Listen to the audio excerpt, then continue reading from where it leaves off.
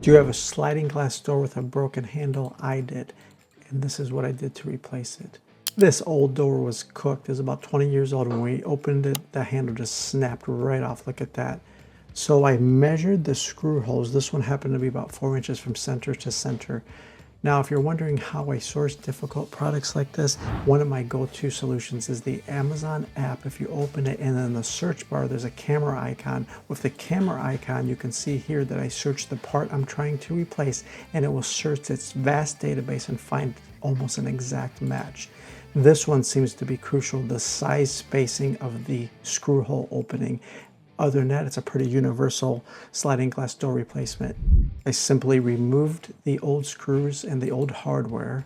I did a dry fit to make sure that it was going to work with my existing lock set, and it worked perfectly. I saw this particular model.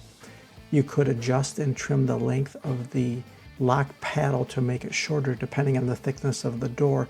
And they were also brilliant. They provided more screws than you would need because you have different lengths depending on the thickness of your door. With the old hardware removed, this was a perfect time to wipe all that grit and dirt that was behind it for years. This is what the new packaging looked like. It had instructions all included. These handles, you simply pick your direction that you need, left or right. That's pretty handy. And then from the inside of the hardware, you will use these little short screws to screw the handle on. So it's 2 per handle, the inside and the outside. So yeah, pick the direction of the pull or swing that you need. Tighten everything down firmly and make sure you're good with the look of the handles. So I opted to do the dry fit with the locking side first. You can choose a model with a lock or without a lock. I needed a lock. So I did a dry fit to make sure it was going to work on the mechanism, and it was perfect. So I aligned that. Now onto the outside. You install these barrel looking devices on the exterior. What they really are is they're threaded on the inside, so they are the receivers. They hold your screws from the inside.